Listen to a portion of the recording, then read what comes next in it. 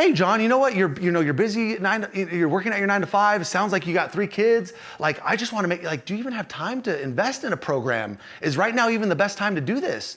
Oh no, it's the perfect time. Like, I got to get out of this. Oh, okay, cool. Or if they say no, then you got to deal with it then. You deal with the elephant in the room now as opposed to later.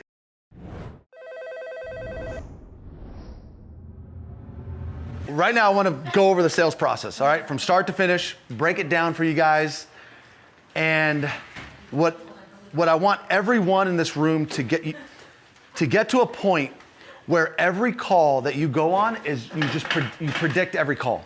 Is there anybody in this room right now that feels like they're at a point where it doesn't matter who shows up to the call, they can predict how the call is going to go? Yeah, for the most part. Is there anybody that feels like that? Yeah. Right? You got to get to that point where you know before they show up to the call. It doesn't matter how the exact call is going to go. The only way you can do that is by understanding the process. All right? And then, as we all say, don't focus on the result, you focus on the process. Because if you just repeat the process, that will repeat the result. Okay? But a lot of people don't understand the sales process. I'm going to break it down as simply as humanly possible while still getting all the results that you guys want. Okay? And if you follow it, I promise you, you'll slam a lot of deals. Do you see this domino right here, guys? On the shirt? There's a specific reason why I have the domino. A lot of you are like, why the heck is there a domino on the shirt? Yeah, right? Yeah. So, yes, guys, I'm so fascinated with dominoes. Look, so this is just like this is mind-blowing to me, okay? You can start with one domino, and by the 28th domino, if I knock this one domino over, every time I can go 50% bigger. So if I'm a domino, the next domino could be 50% higher. The next one's 50% higher. By the 28th one that falls down, I can knock down the Eiffel Tower. By the 28th domino, it will knock over that Eiffel Tower, all right? The reason why I'm so fascinated with this concept is because you can do this in sales. You could just knock over one domino, and if you knock over that one domino, more than likely the outcome is gonna be in your favor every time, all right? And that one domino, you guys ready for it? Yeah. Huh? Yeah. All right, is this, okay? This is the domino, guys. Clarity. Do you know why you guys are here today? Because you want clarity, right? Clarity, guys. Without clarity, if the prospect has absolute clarity of why they're on the call and where they're trying to go and how you can fix it, guess what? You will close a deal. Almost every single time. But if you don't have clarity, even if you're great at what you do, but the prospect doesn't have absolute clarity, they will not close. That is the one domino that you have to tip over on every single call. And I'm gonna break it down for you guys, okay? So check this out. From a high level, guys, I like to break the sales process into 3 specific categories. There's some trainers that do 8 different freaking processes, desire, conflict resolution. Look, 3 things. It's open, discovery, close, okay? That's it. Open, discovery, close. You have transitions in between each, okay? The main goal on each of these phases, if I were to break it down, like, okay, what am I truly trying to accomplish at the end of this phase? Number 1, when you open the call, the main goal is they need to like you, okay? They have to like you. If they don't like you, then you're in trouble. Like, you're starting from the wrong foot, okay? Then, when you get into the discovery, you know you have a successful discovery if they trust you. That's the next goal, right? And then, if you've done your job in the open and they like you, if you've done your job in the discovery, they trust you, when you get to the close, the next thing they need to do is believe you, okay? Because guess what? If you believe me, Keith, that I'm telling the truth and that what I'm saying is actually gonna help you, and you believe me 100%, will you buy from me? Oh yeah. That's why, look, we all know people that we trust the most. Look, my mom could come up to me right now. She's like, son, you need to go buy this thing. Am I gonna ask her, like, Mom, I have an objection on that? I'm like, you know what? That's my mom. She's not gonna steer me wrong. Like, I'm gonna go buy the thing. That's how you need to become in sales. You need to become the most trusted person they possibly know. And this is where you have to move from. At first, they don't know you. They need to like you, trust you, believe you. When you open the call, okay? It's very simple. And I even put a framework to it to make it very simple. It doesn't have to be complicated. It's like a 3-minute process, guys. Shouldn't take any longer than 3-4 minutes. All right? It's a smile framework. Very, very, very freaking simple, okay?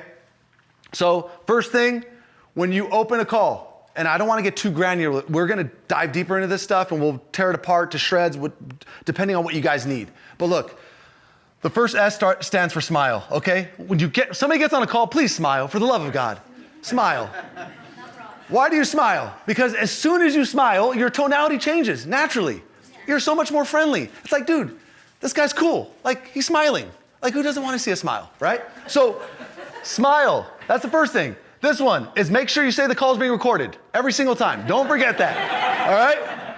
So, I'll just say call being recorded, all right? Look, there we go. Then, this is I right here, guys. You're going to interrupt their pattern. And what I mean by that, and we just did a role play, Mars. We just did a role play, and Marcy goes, the first thing she says, I asked Marcy, hey, how long you been in the program? And she goes, oh man, I've been in for 2 years, right? The first thing I say, oh my gosh, Marcy, you're a commission hero veteran. And were you expecting that? It was good. You were not expecting that, right? Yeah. And what I was trying to do is I'm trying to throw off their freaking pattern. Like, dude, I didn't expect this person to say this. Like, they're different. There's something about this call that is just different. Like, because dude, how many people jump on sales calls today?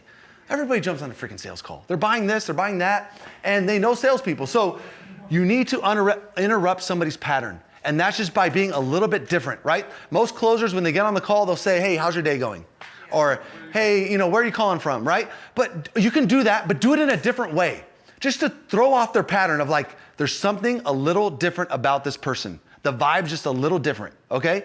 It's important. You might not think it's important, but it's important. So you're gonna interrupt their pattern. Okay, so that's it, boom. Then you're gonna let the prospect talk. You need the prospect to talk as soon as possible. Why? Because the prospect is nervous. You think you're nervous? They're nervous. They don't know what to expect. They're like, dude, is this guy gonna hard close me? Is he gonna freaking come after me right now? Is he gonna try to take my, who knows, right? That's right. So you need the prospect to talk, okay? As soon as they start talking, what happens? I'm talking. I get to just, I'm in control. Like, dude, like, cool. Everything's cool. Yeah. The resistance goes down. Barriers kind of go down. There's 2 questions I always love to ask, guys, okay? Every single time. Question number 1 is, I don't know if I should write it, but question number 1 is some form of like, where are you calling from, right? That's just the standard question because it just says it's easy, right? But question number 2, which I would, if you're not doing this now, I always want to know how long they've been following the influencer for. Hey, Mary, how long have you been following V-Shred for? Hey, Mary, how long have you been following X for? Why?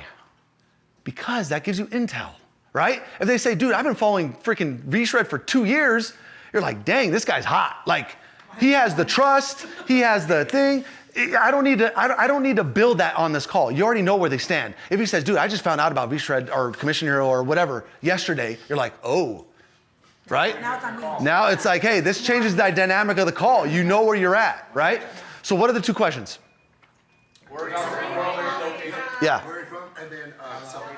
How long have you been following X? Yep, exactly. Boom. Now then you have that. And then you're going to elicit why they're on the call. Why the heck are you on the call? Right? I do it very simply. Now, it depends on the product you're selling, guys, right? How I do it is I just like to very simply just say, hey, John, what got you on the call today? What brought you on the call today? Hey, John, how can I help you today?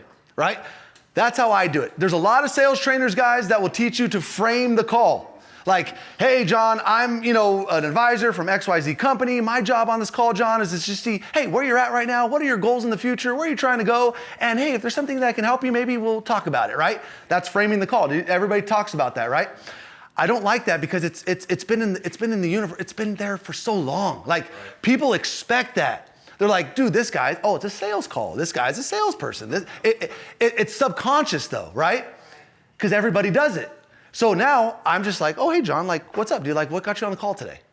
It's like, oh, okay, this is a little bit different. Okay, so discovery. Let's draw a line from here to here, okay? Cool? Yeah. All right, as mentioned before, there's 2 parts to the discovery. When you get into it, you have pain or problem, however you want to say it.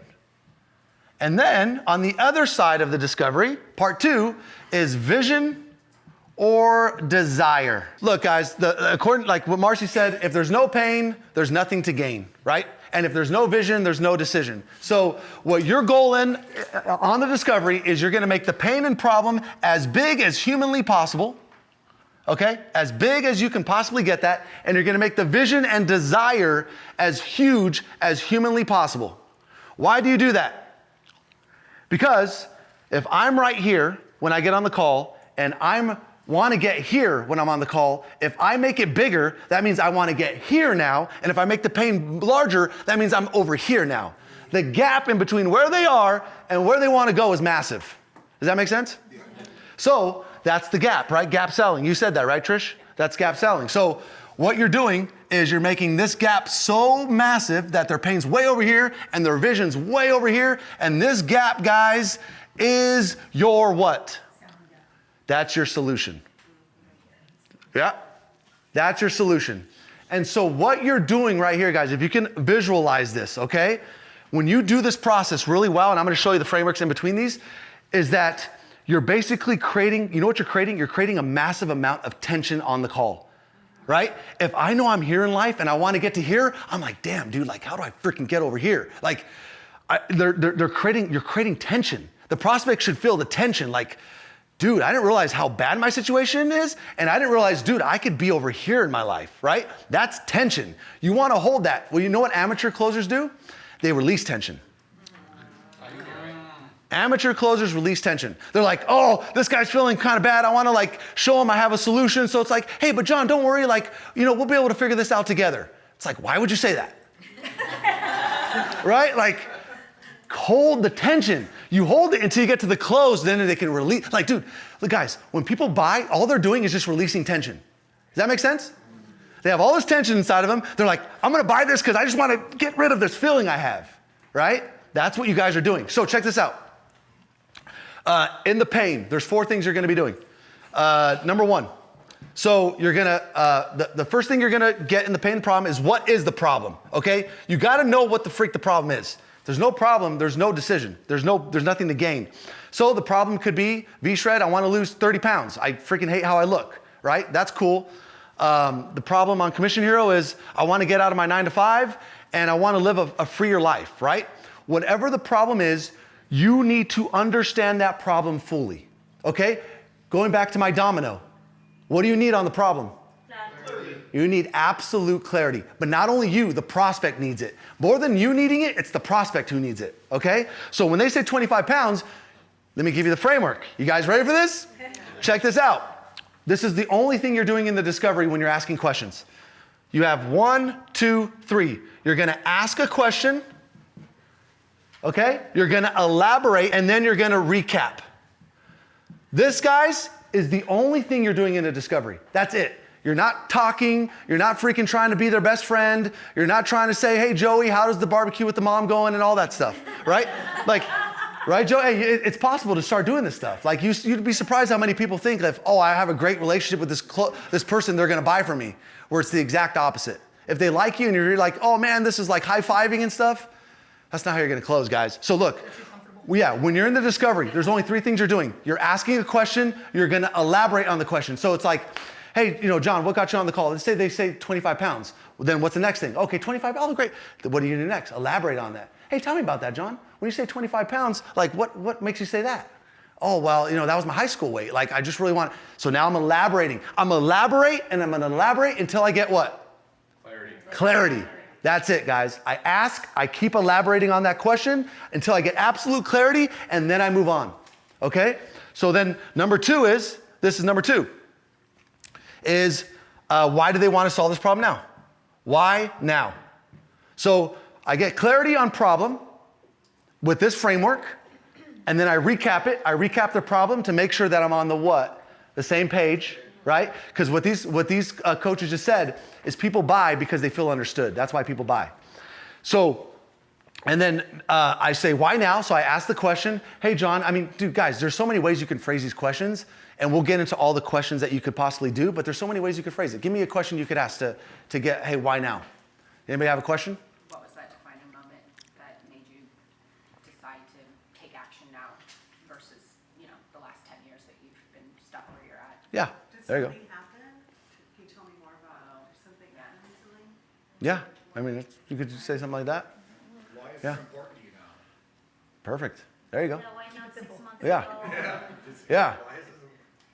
You can contrast why now instead of before, or why now instead of later.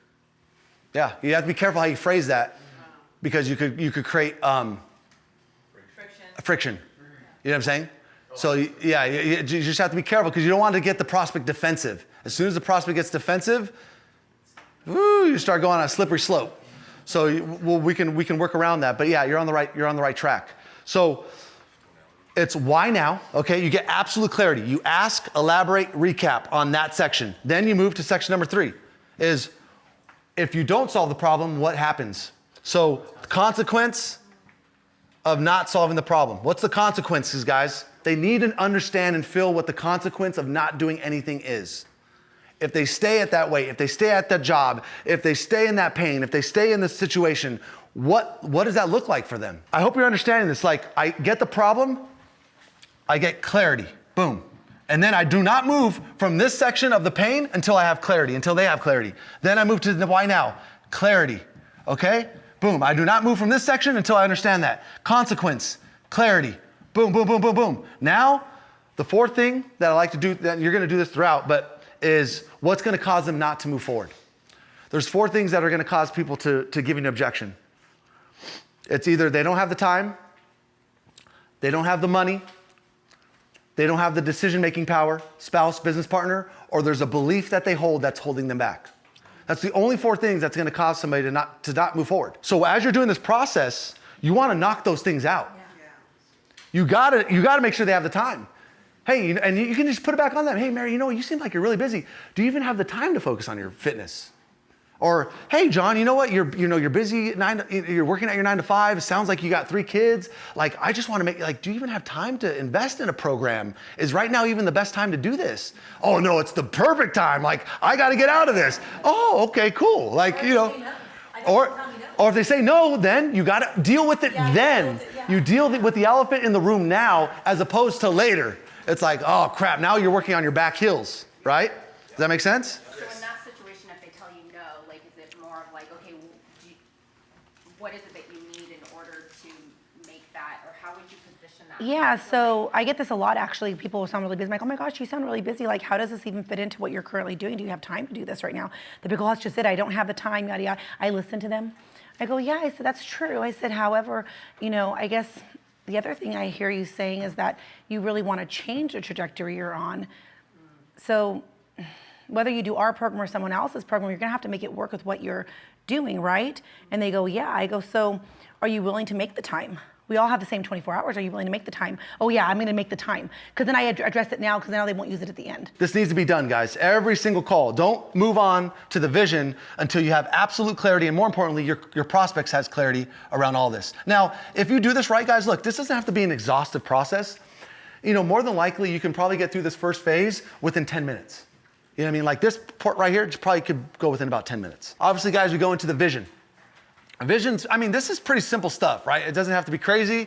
It's just where do you want to be? Like, what's your ideal future, right? Like, what's this look like? And so one thing I want to stress here is that the mood of the call, right? Obviously, when you're getting into pain and problem, what you're doing there, this is not manipulation, guys. Like, manipulation and sales, the 2 different things is like, manipulation is when I get something to do, when I get you to do something for my reasons. I'm manipulating you, right?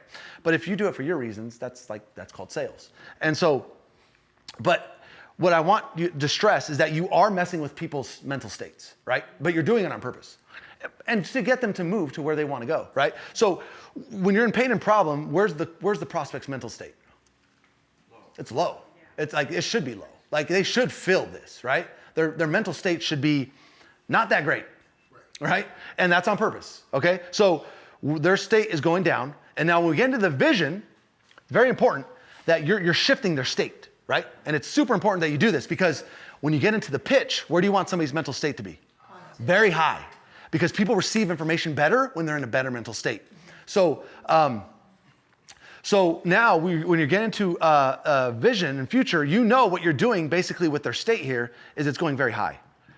And you want them to dream on the phone with you. What does that life look like, okay? And so whether you're selling Commission Hero, real estate, it doesn't matter what that is.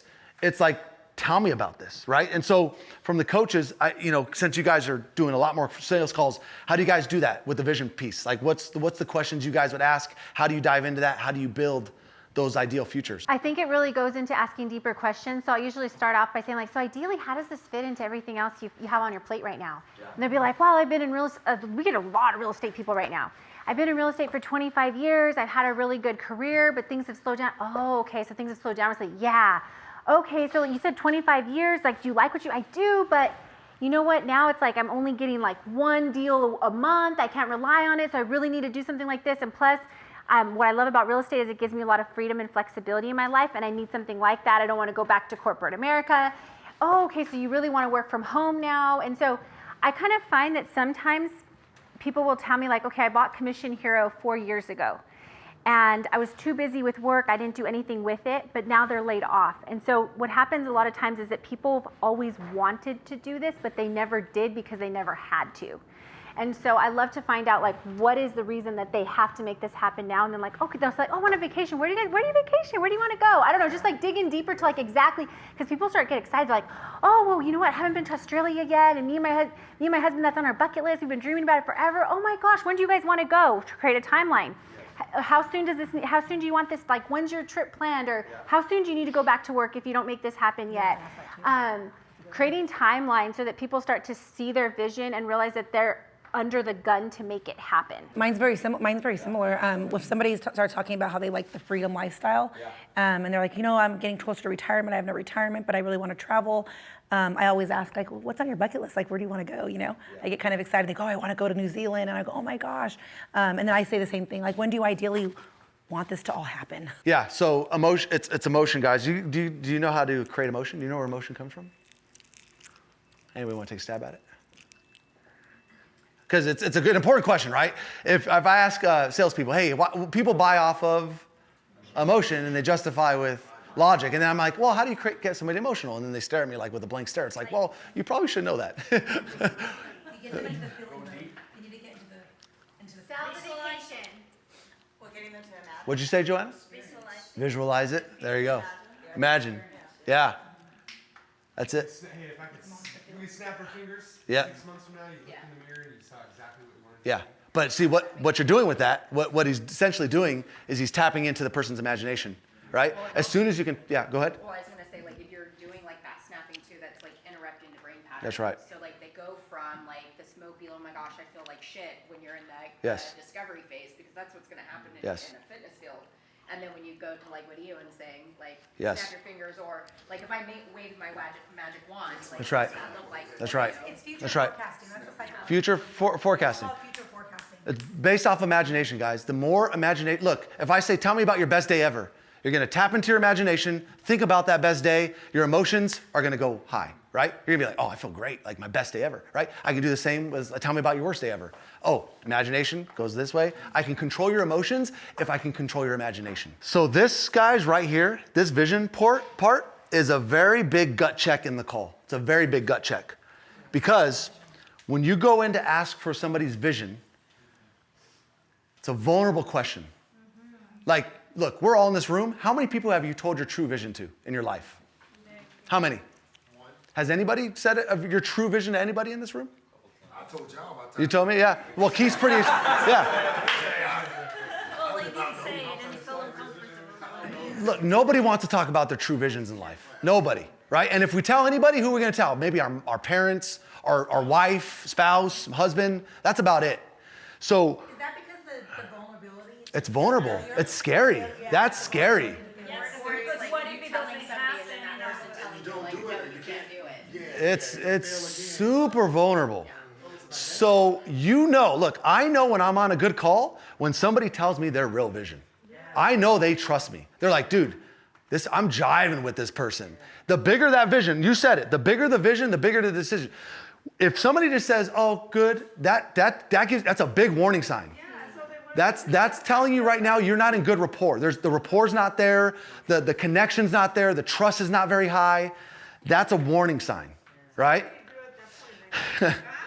That's why you got to do this part really well. Like the like has to be very strong in the beginning. This part has to be on point. The clarity should be there because look, as you're giving somebody clarity and diving into pain, they're gonna start trusting you. They're gonna start, because they're gonna feel like you're really out to help this person. They shouldn't feel like, oh, this person's diving into my pain because he wants to sell me something. He wants to know more about me. He's interrogating me. A lot of closers, you would be surprised. It feels like an interrogation. You know, it's like, what did you do yesterday? How did the food taste? You know, like, yeah, like, see, yeah. And guys, but that's the art, okay? That's all art. See, this is science, but you can mess this up drastically because your art is all screwed up. You're asking the questions wrong. Your tonality sucks. You're not really thinking about the prospect, you know, all that stuff. So now we're in the close. Okay, so we got the close, and this is where they need to believe, right? They need to believe you. Now, before going into the close, what do you guys do? So if I were to ask you, before you get into the close, what should you do? Recap, summarize. Perfect, perfect. I'm glad you guys said that. That's fantastic. Great. So we're gonna recap, okay? So this is like discovery ended. We're going into the recap, and then we're gonna go into the close, right? So in the recap, what are you guys getting on the recap? What are you guys looking for? Exactly. Exactly. Exactly. What else? You know, that's right. You said it better than I You said it better than I did. Yes. Like, it needs to be a confident answer. Like, it's not really about what they say, it's about how they say it, right? So you're going off the energy of what's being said. If it is not like a certain like something and you're not on the same page, you don't go forward, right? You got it, you deal with it now. It almost should never happen as long as you're getting the recaps along the way, right? So if you're getting the exactly's, that's right, and it's happening along the way, there's not gonna be a scenario where you're not getting it at the end. What I like to do after the recap is I like to get permission to pitch. The way I'll do it, V-Shred's a little different because you guys have a new process. I would follow that process, and Ian will lay it down right now. But what I do is I just simply say, hey, John, you know what? I think there might be a way that we can help you. Do you mind if I share with how we can help you achieve X, right? That's it. That's all I say is like, hey, John, I think there's a way we could help you. Do you mind if I share with you how I think we can help you achieve, you know, whatever it is, $10,000 a month in passive income or quitting, whatever the result it is that they want. That's how I transition into the pitch. I get permission with that simple phrase. Okay, now this is where we get into the pitch. The framework for the pitch, guys. We hit them with a unique mechanism, okay?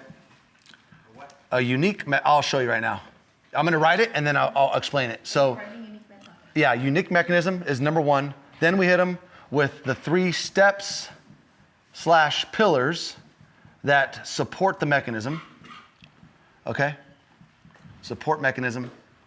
And then we affirm and reaffirm. So we affirm and reaffirm. Unique mechanism. What this is basically what you're doing with a unique mechanism is this is why you are different. Why you are different, okay? So for example, in Commission Hero, my unique mechanism when I was selling that was a machine. I would teach people that we are building them a machine.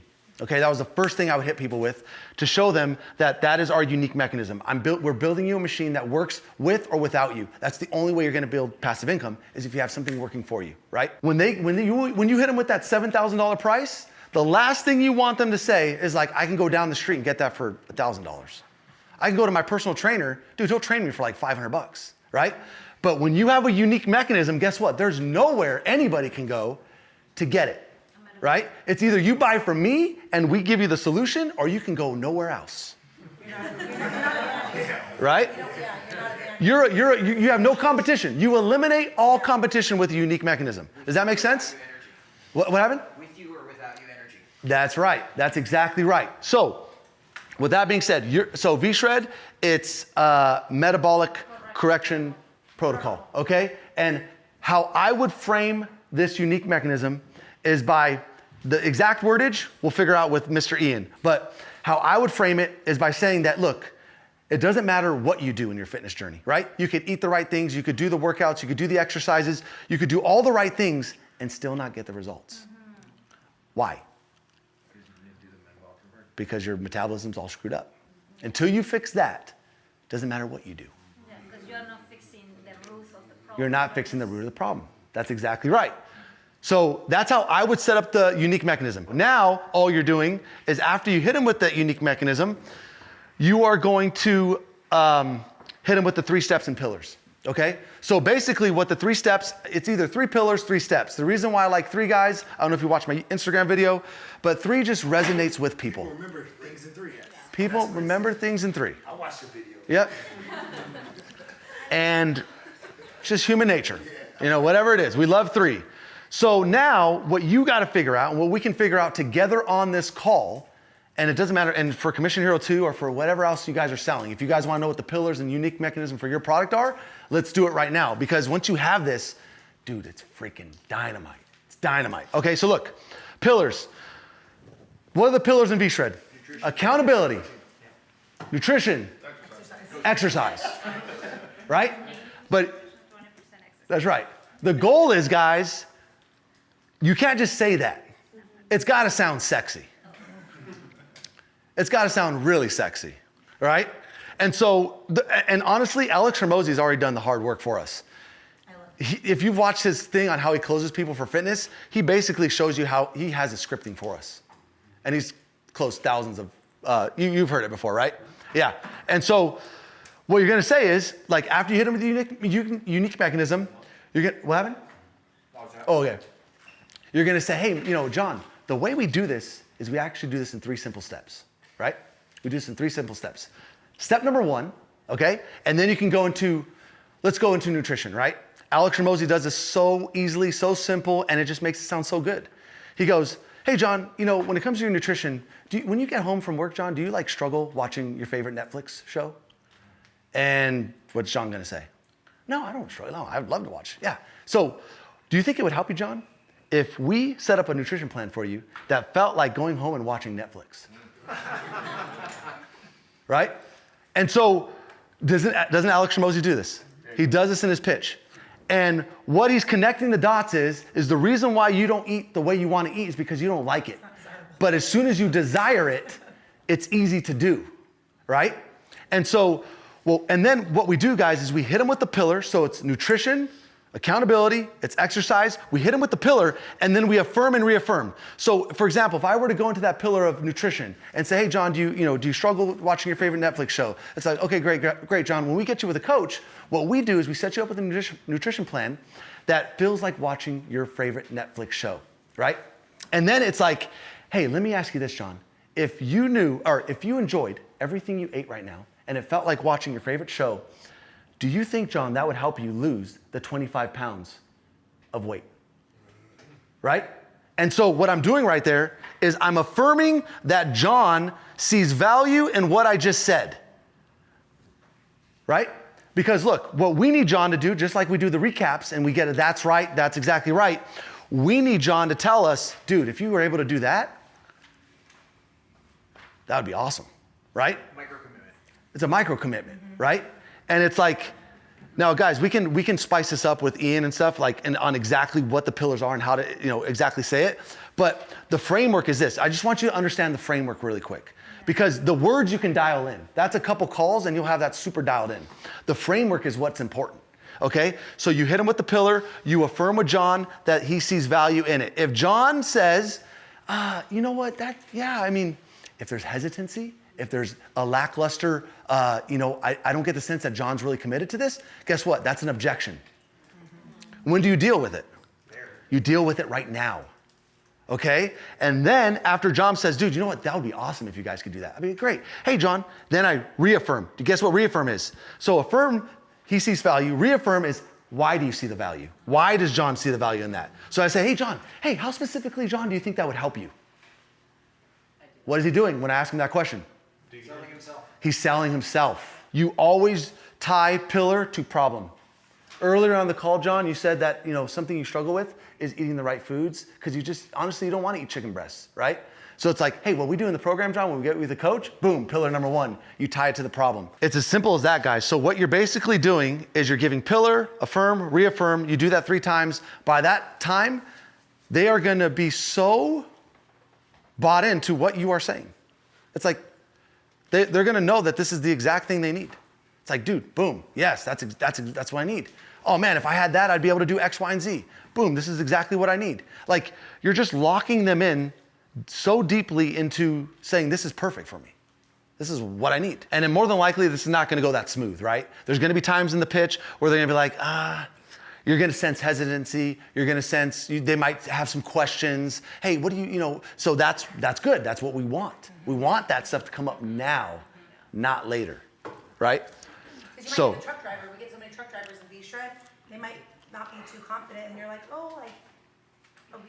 you feel this would help you? Oh, yeah, I think. I'm on the road a lot. Yeah. I can't cook. I don't have a stove. I got Yes. a lot with V-Shred. Yes. And then you can go deeper. Just Yes. Also, the best thing about this is your coach can actually, can create a whole custom plan based off when you're on the road. Ready for the magic question? I hope everybody's asking this question, because this is, if you heard Marcy's podcast, she said this is the best question that she ever asked on a sales call. You do it every single time. So, yes. John, I want to write it, it's so important. John, or Mary, or whatever. Do you feel like this program is exactly what you need to achieve X? That is the magic question, guys. What happens when you ask that question? Yeah. And the whole discovery was you get exactly what I need. But when you say that, okay, but how much is this going to cost me? Do you feel like it wasn't $1 million, baby. Well, hey, you can't. I'd say, hey, dude, honestly, you can't even buy this. I wouldn't even take your money if you wanted it. What the prospect's doing at that point, Joey, and you probably know this, but whoever's asking questions controls the conversation. So as soon as he asks that question, who's in control? He's in control, because he's dictating what you do next. But you have to remember, you just asked him a question, and you didn't get an answer to it. Marcy says you need to get an answer to that question. So how do you do it? So let me give you the framework. All right, guys, it's all about frameworks. It's ARP. ARP. You guys heard me say this before, or anybody say this before? It's acknowledge, respond, pivot. Anytime you need to regain control of anything, this is the thing. Acknowledge, respond, pivot. So if he says that, Joey, you said, hey, John, I'm so excited you asked me that. I'm actually going to get into that right now, right? And then you go, hey, but John, just to make sure that this is everything that you need, how do you feel about the program? This is exactly what you need right now, right? You go back to it. So you just acknowledge what he said, respond to it, and then you pivot back to your question. Let's just say you get down to the close, you ask John, hey John, is this everything that you're looking for? He affirms this is everything that I'm looking for. Then it's pretty dang simple. It's like, okay, well, hey John, like you tell me, we have option A, it's 12 months. So I'm gonna caveat this. You don't wanna confuse the buyer here, right? This is a pivotal moment in the close. If you give confusion to the buyer, he will not close. So when you do two options, your option 1 and option 2, you want to make sure the only thing that changes is just the time frame. That's the only thing. You don't want any features to change, benefits to change, meal plans, none of that. It's just like, here's what I diagnosed for you. Here's what you're going to get. You have 12 months, 6 months, and for that, so that, for the 12-month plan, John, it's going to be whatever, 10K. Or hey, John, you know what? For the 6-month plan, it's going to be 7,500 or whatever. Or it doesn't matter. These prices don't matter. And then it's just literally, hey, John, which one works better for you? My favorite closing line is, here's what's going to happen next. And so I think where you could throw that closing line in there, guys, is after they pick which option, like they say, I'm going to go with, 12 months sounds great, is you can use that line is, okay, great, here's what's going to happen next, right? And then same concept. After they pick it, you're advancing them towards a sale to the point to all they have to do is click a button. Because the objection, you should expect the objection, right? It's going to come. Just expect it. But once you handle it, it's done. Boom. They just click a button.